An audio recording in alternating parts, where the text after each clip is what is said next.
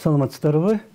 Бүгін бізде қонақта саяси серепчи, Евразиялық стратегиялық изилдөөлөр борборунун директору Бакытбек Жумагулов. Рахмат сизге вакытта келгениңиз үчүн. Мына кечээ күнү 28 январда Садыр Жапаровдун президенттик ишке киришкенине 3 жыл толду. Алар тууралуу көп эле нерселер айтылып атат. Анын алдында ошол өткөн жумада көп нерселер айтылды. Биз анча-мынча ошону айта кетип, кандай абалдан каяка жылып баратабыз жана эмне кылыш керек деген сыяктуу сиз каршы болбосоңуз ошол жөнүндө сүйлөшсөк. Кандай кыскасынан кандай жыйынтык чыгарса болот 3 жылдын президенттиктин 3 жылдыгы боюнча? Эми ооба өзүңүз айткандай бул боюнча саясий серепчилер дагы, тышкы саясий серепчилер дагы, ичкилер дагы бир сыйра ойлорун билдирип атат. Мындай анализ кылганда жалпысынан алардын айткан жактарындагы өзүбүз дагы анализ жүргүзгөндө ооба жетишкендиктер дагы бар. Жакшы жетишкендиктер мынтип айтып көп жылдардан бери чечилбей келе жаткан маселелер чечилип, ошо менен бирге дагы суроолор дагы бар, көйгөйлөр дагы бар десек жаңылбайбыз да. Эми жетишкендиктерден бул мына Кыргызстан эгемендүүлүк алгандан бери, Аскар Акаевден бери келе жаткан Кыргызстандагы чоң көйгөй бар болчу. Аны убагында саясий мындай платформа кылып чыккан убагында көп саясатчылар да көтөрүп чыккан. Мисалы Текебаев кумторду улутташтыруу боюнча маселени көтөрүп чыккан. Садыр Жапаров, Камчыбек Ташиев дагы алар дагы бул боюнча дагы түрмөгө отуруп мындай куугунтук дагы болгон. Мына азыр ошо бийликке келип ошол мындай электораттын алдында, кыргыз элинин алдында айтып аткан сөзүнүн ошол ишке ашырганы бул мындай сүйүндүрөт. Мына кумтор улутташтырылды, жалпы элге берилип, мындай азыр иш аракеттери болуп жатат да. Бул бир. Экинчиден, мына коррупциялык жактар менен дагы иштөө маселеси биз ар бир бийлик келгенде байкап карап жатабыз. Кандайдыр бир жактар, мисалы, мына 2010 жылда катуу аспект энергетика жагына берилди эле да. Буга чейин өзүңүз билгендей Шыршовдордун схемасы деген маселелер кетирип чыгып, Акаевдин убагында дагы чоң маселелер бар эле. Мисалы энергетиканын техникалык анан коммерциялык потерялары ошол кезде 45-40% чейин болуп кетишкен. Азыркы кезде мына буйруса 12% чейин түшүп калды да. Вот. Мына азыр дагы байкап атабыз, мына азыр дагы айтылып атат, жанагы бажы системасында ойлосоңуз 30 миллиарддын айланасындагы түшүп аткан төлөмдөрдү мына азыр 130 миллиарддын айланасында болуп калды. Ошондо 4 эсе көбөйүп атат. Ошондо ойлосоңуз 100 миллиард ортодо жөн эле нары бери ойлоп ойноп жүрүптүр да. Мисалы азыр биринчи төңүнө түшүп аткан 100 миллиард бул ошондо эгер мурунку курс менен алсак 60 эмес беле доллар. Ошондо 1,5 миллиард, 1 миллиард 800 миллион доллар. 1 миллиард 800 миллион доллар. Бир жылда. Бир жылда. Бир жыл эмес, ал дагы ошол канча бир 9 айдын, 10 айдын айланасындагы көрсөтмөлөр да. Анан бул маанилүү нерсе. Мына ошо менен дагы жанагы салык системасында дагы ошондой көрсөткүчтөр болуп атат. Ошонун арты менен экономиканы ачка чыгарып атат. Ошонун арты менен ушул бюджеттин көбөйүшү, жана триллиондон ашышы дегени ооба бул эми мына 3 жылда мындай жакшы. Акылбек Жапаровдун салымы бир топко бул жерде. Экономист катары. Возможно, просто берде дагы ооба биз жанагы айтканда, мен азыр ушу мындай көрүнүш жакшы жетишкендик жактарда токтолуп кетебиз дедик. Анан дагы ошол маселелери дагы бар да ар бир жактарда. Мисалы, мына чек ара маселеси чечиши, Өзбекстан менен чечиши бул мындай геосаясий аспектте дагы маанилүү маселе. Себеби мына азыр мынау дүйнөдөгү акыбал менен байланыштуу жаңы логистикалык жолдорго акцент болуп кетип атат да. Казакстан азыр мына Транскаспий жолун түзөлү деп Азербайжан аркылуу мындай Кытайдан товарларды ташуу боюнча маселени жылдырап атат да. И бул жерде дагы ушул Кытай, Кыргызстан, Өзбекстан темир жолу бул дагы маанилүү. И ошол жерде Өзбекстан уже мындай партнерлук деңгээлге чыгып аткандан кийин албетте көп маселелерди чечип алышы бул маанилүү болгон. Мындан тышкары мына биз куралдуу күчтөр маселесин дагы байкап атабыз да. Бул 3 жылдын ичинде куралдуу күчтөрдү дүйнө жүзүнүн рейтингинде армиянын эң күчтүү жүздүгүнө кирди. Бул жакшы көрүнүч. Мурда кайсы орунда эле? Жаганы эч ким караган эмес. Жок, мурда жүздүгүндө жок болчу. Тажикстан мисалы кирген жок.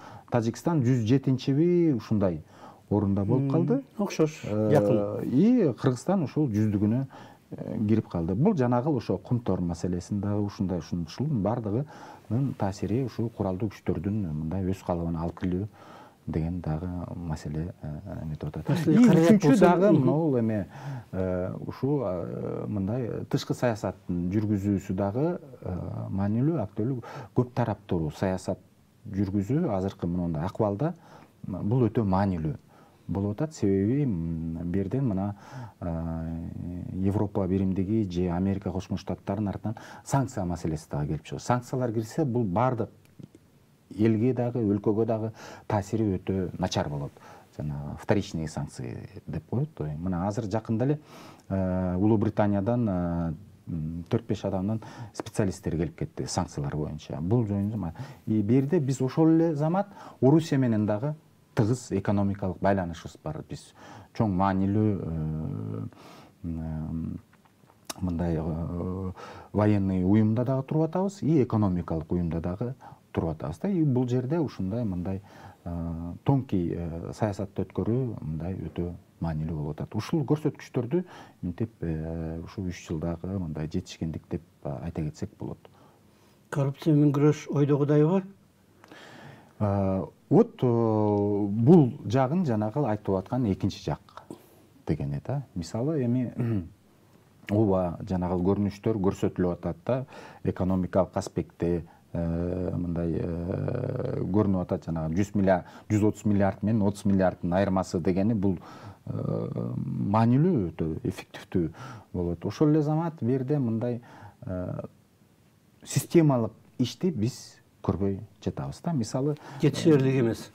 Системалык деп атканда мисалы жанагы энергетикадагы 45%-тан 12%-га түшүрүү процесси ал жанагы бирден бир дагы эме комплекстүү түрдө ушул боюнча мындай программа кабыл алынып иштелип чыгып ошо менен 12%-га түшкөн. Негизинен даже 8-9%-га чейин түшүрсө болот да энергетикада.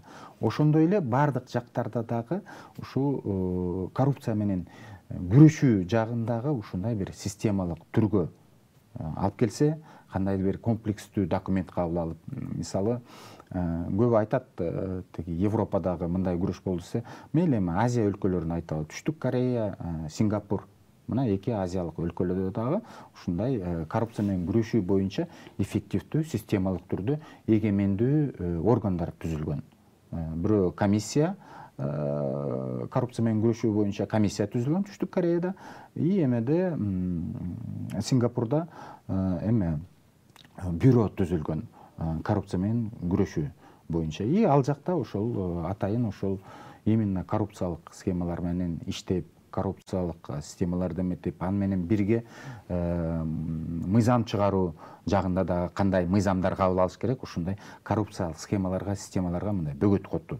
Анан ачык, айкындык болуу ушул коррупция күрөшүндө дагы мындай маанилүү маселе болуп чыгып атат. Коррупция жагынан алганда мына криминал менен байланыштуу да. Криминал менен дагы катуу сөздөр айтылып атат азыр. Бул дагы маселе берде байкап атабыз, күрөш жүрүп атат. айтылып атат. Сиз өзүңүз айткандай, коррупция менен жанагы уюшкан кылмыш топторундагы ролу өтө чоң болчу. Мына 30 жылдык Кыргызстан эгемендүүлүк алгандан бери да. Анан азыр ушул тарапта дагы мындай иш жүрүп атат. Бирок бул жактагы дагы ишти дагы ушул кандайдыр бир мындай программалуу документ алынып,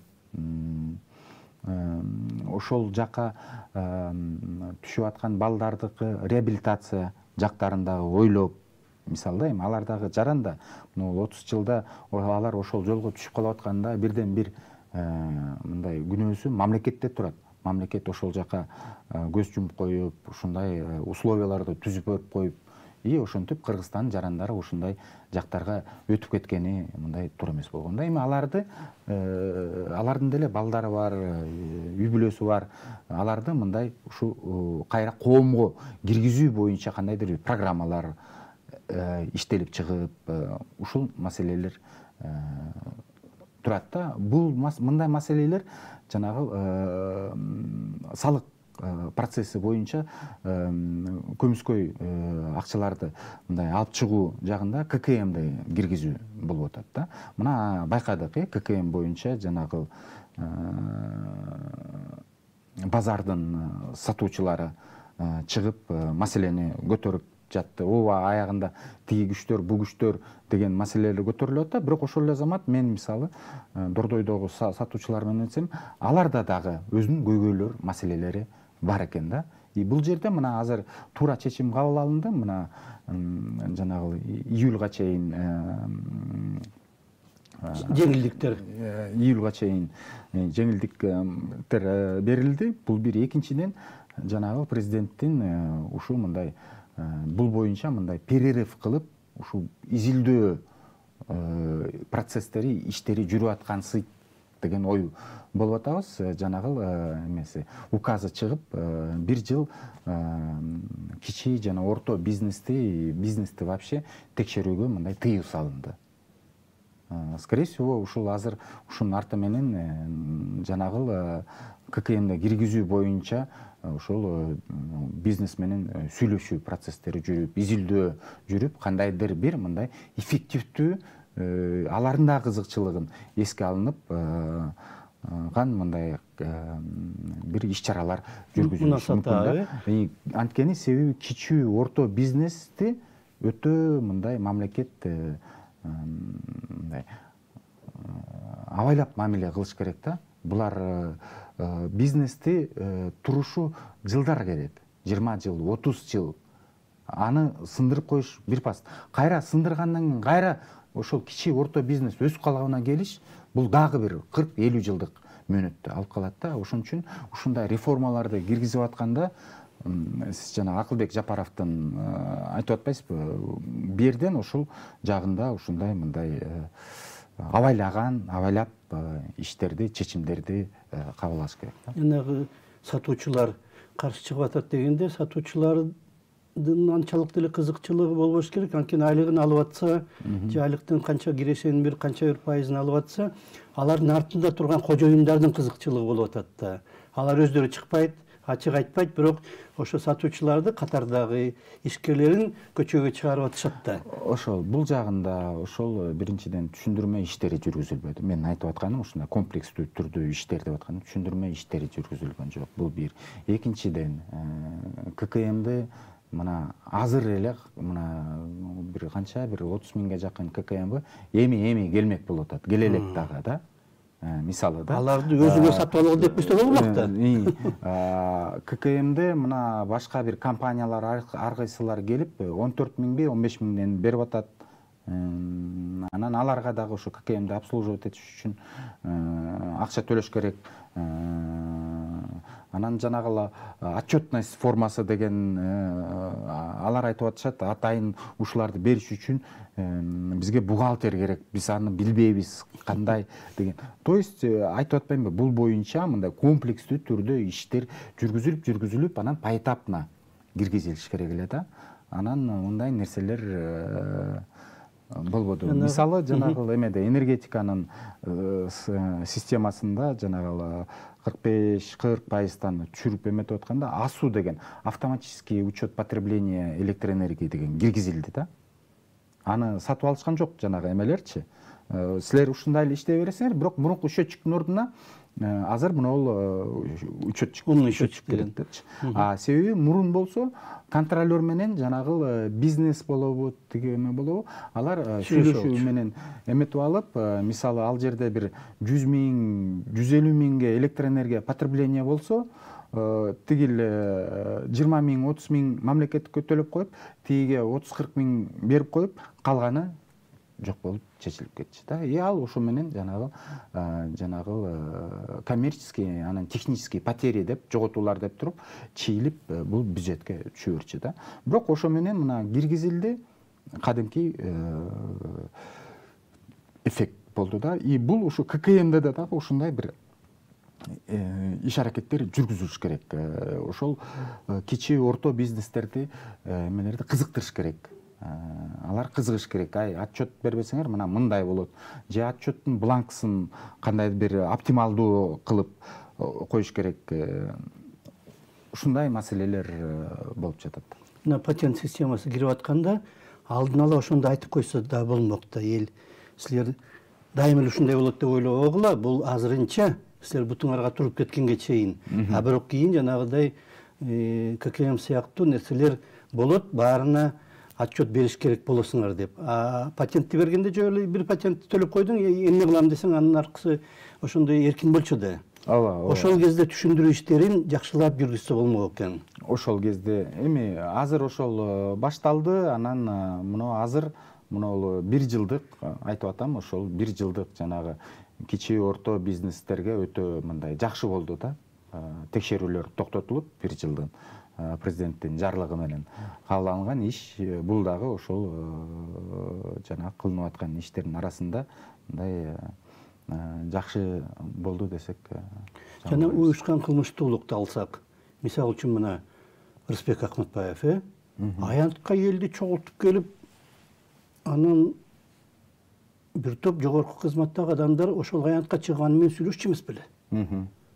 Бул деген кылмыштуу топтор эмне кылам десе кылгандай болуп, депутат болуп, мына мандатын алат деп атканда жоголгондо. Мындайда Нарнагай, мына эгемендүүлүк алгандан бери ошо кылмыштуу топтор менен бийлик органдары мындай тыгыз байланышы болуп калып, шайлоо убагында ошол кылмыштуу топтордун ресурстарын колдонуп, шайлоолор өтүп жүргөн да.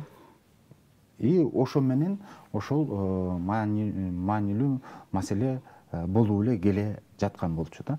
Мунун өтө мындай чоң көйгөйгө болуп чыкканы бул 2020-жылы олигархтардын ошо уюштурган кылмыштуу топтор менен биргелешип, жанагы бир айда түзүлгөн биримдик, бир айда түзүлгөн Мекеним Кыргызстан саясий партиялар баардыгын эметип ушунча мандатты алып алганы элдин мындай кыжырын келтирип, мына жанагы 20-жыл октябрдагы 5-октябрдагы окуялар болуп кетип атат да. Буга чейин дагы наркы берки иш аракеттери 2013-дагы айтылып, эметилип, аны Текебаев дагы айткан, Отунбаева дагы айтып аткан, бирок ошонун баардыгы мындай аягына чейин жетпей калган да. Анан азыр иш аракеттер кылынып атат, бирок ошол эле замат айтып аткайм, мыйзамдын чегинде и кандай программа түрүндө ушундай иш аракеттер жүргүзүлсө, бул дагы жакшы болот эле. Стратегиялык программа болобу, анын ичинде ошо жанагы эле ошо уюштурулган кылмыш топтун адамдары бул деле Кыргызстандын жарандары.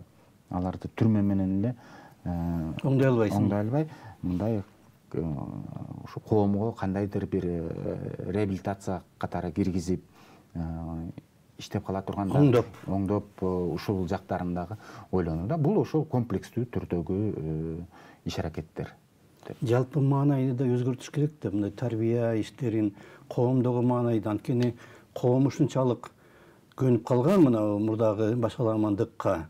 Анын үстүнө мына соттор жакшы иштебеген үчүн сотко кайрылгандан көрө караларга кайрылып маселени чечип алган оңоюраак, ылдамыраак, арзаныраак да болуп калып атпайбы кээде мүмкүн. Ошон үчүн коомдогу мына жалпы бул жакта ошол сиз айтып аткан коомдогу сот системасын реформалоо маселе болуп турат. Аябай чоң маселе. Укук коргоо органдарын дагы реформалоо маселеси келип турат. И ошонун арты менен негизинен өлкөнүн өнүгүү стратегиясын кабыл алуу комплекстүү түрдө. Стратегиясын кабыл алуу менен бир анын ошол ар бир багыттарына кандайдыр бир программаларды иштеп чыгуу дагы маселе келип чыгат. Мына сиз айтып калчысыз ар дайым, мына Казакстандагы январь окуясынан кийин бийлик эмне кылып атат. Мен атайын ошо карап чыгып атам, анализ кылып атам. Ооба, алар түшүнүп атат. И ошол жактагы болгон маселелерди чыгып, мына Касым-Жомарт Токаев ар бир жыл сайын бул боюнча кайрылуу жасап дагы и программалык түрдөгү ал кайрылуулар программалык түрдө болуп атат. Анан программаларды дагы кабыл алууга мындай иш аракеттерди жасап атат да. Эгер ошондойлору кабыл алып эметпесе, анда мындай дагы болгон коомдо болгон маселелер жашыруун түрүндө боло берип, анан бир күнү мындай жарылып кетиши мүмкүн да. Бул тарыхта болгон окуялар. 1848-49 жылдары Европа жайы деген, весна Европы деген болот. Европада революциялар бир нече өлкөдө болуп кетет. Ошондой эле мына 2010 жылы араб жайы деген, арабская весна деп да. И ушундай процесстерге мындай туруктуу болуп бериш, жеткирбеш үчүн, туруктуу болуп бериш үчүн ушул комплекстүү түрдө маселелерди карап чыгып, анализ кылып, комплекстүү түрдө мындай программалар иштелип, ошол комплекстүү түрдө точечно эмес, тиги бу дебей, мындай комплекстүү түрдө ошолордун түпкү маселелерин карап чыгып, мындай программалар кабыл алынып иштесе, ушундай коркунучтардан, ушундай маселелерден Кыргызстандагы алыс болуп турат да. Андай коркунучтар бар. Андай коркунучтар мындай глобалдуу биз караш керекпиз. Азыр мисалы уже мына 21 кылым искусственный интеллект иштеп атат азыр. Технологиялар катуу иштеп атат. Жаштардын саны көбөйүп жатат. Билимдүү жаштардын батыштан бүтүп келген эметип атат. Ошо менен бирге мындай стратегиялык жана документтерди да ушул факторлорду дагы эске алып, ушундай бир терең, бир маанилүү бир документ иштелип чыкса, бул дагы жакшы көрүнүш болот эле да. Биздики бир 5 мүнөттөй калып туруп вактыбыз. Кемчиликтер жөнүндө да айта кетсек, эмнени оңдош керек, кайсы жакка эмне көңүл буруш керек дегенде. Кемчиликтер жакта эми бул боюнча көбү айтып атат, уже жанагы Кыргызстан мурунку демократиялык рейтингде Борбордук Азияда мындай постсоветтик өлкөлөрдүн арасында биринчи орунду алып жүргөн эме азыр артка кетти деген. Демократиянын сөз эркиндиги жагынан ушул эки категория боюнча бул уже эл аралык рейтинг, авторитеттик эл аралык уюмдарда мындай ушол жагында өтө чоң көйгөй маселе болуп жатат. Мына акыркысы эле 11 журналисттердин камалуусу, бул бир. Экинчиден, ошол 11 журналисттердин азыркы кезге чейин ИВСте кармалышы. Мына бүгүн бул боюнча жана 10 күнүнөн ашып жатпаш керек, ИВСте. Ооба, эми негизинен жана 48 саат деген ошол да. 48 саат. Ал башка ИВСке чейин санкция, 48 саат санкция ичинде ИВСтин условиялары андай эмес да. Азыр бүгүн мына эме чыкты, бул уже ички иштер министрлиги кыйноо процессине киришти дегенди биз бааны беребиз деген эметти да. Бул боюнча президент дагы уже мындай көңүл буруп карап коюш керек. Бул бир. Экинчиден, ушул эми массалык маалымат каражаттардагы ошол журналисттер, эгемендүү журналисттер менен дагы бийлик органдары тыгыз кандайдыр бир конструктивдүү диалог түзүү маселеси. Алар дагы жанагы ушу коррупция менен эффективдүү күрөшкөн мамлекеттер ушундай эгемендүү дагы башка журналисттер менен дагы тыгыз иштешип, алардын дагы көйгөйүн бир тил таап, алар көтөргөн маселелер боюнча комиссия түзүп, изилдеп, карап чыгып, ошолор айткан маселелер боюнча мындай жыйынтыктарды чыгарып, ошо менен дагы мындай жакшы жыйынтыктар болгондо, берде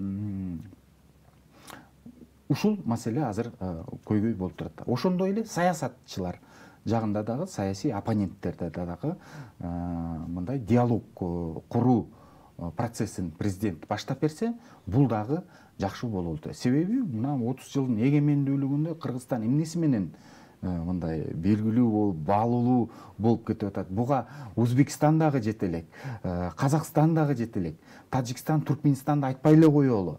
Кыргызстан өзгөчөлөнүп турган ушул өлкө. Эркин, демократиялык деген. Бул жерден мына ошол эле мына Садыр Жапаров, Камчыбек Ташиев дагы ошондой эле демократ системасы аркылуу мына бийликке келип, жанагы айтып атпаймынбы, 2020-жылы олигархтар бийликти бөлүп алабыз өлкөнү деген иш аракеттер жүргүзүп аткан. Ошондо эл чыгарып Садыр Жапаровду колдоп чыгышты эле да. Колдоп, мына жанагы президенттик шайлоодо добушун берип колдоп берди. Бул деле ушу демократиялык система менен, процесс менен келген. Бул бир. Анан демократиялык менен бул деген терең кирип кетет. Бул 37-жылкага чейин кетип атат. Репрессия ата бейит. 2010-жылкы ошол жердеги мына биздин балдар, баатыр балдар жатат. Курманбек Бакиевдин жанагы режимине каршы чыккан балдар. Ушундай демократиялык жол жөнүн-жөн берилген жок. Биздин улуу жазуучубуз Чыңгыз Айтматов чыгармаларында демократиялык баалуулуктар, и дольше века длится день, плахада дагы бардык жагында ушул маселелер көтөрүлүп кетип атат. Бүтүп баратат. Рахмат. Кээде балким мындай тартип орнотуш үчүн мына катуу бийлик керек. Андан кийин анан ар кандай жолдор бар да. Жок, негизинен ооба багыт баратат, бирок ошо менен кошо жанагы жактарды дагы эске алып ишке эметсе, бул дагы мындай ошол эле Садыр Жапаровдун рейтингине таасир эте турган, саясий рейтингге таасир эте турган маселе болуп келип чыгып атат. Рахмат, убактыбыз просто бүтүп кетти. Бизде конокто Бакытбек Жумагулов болду, Евразиялык стратегиялык изилдөөлөр борборунун директору, саясий серепчи. Рахмат сизге. Рахмат. Саламат болуңуздар.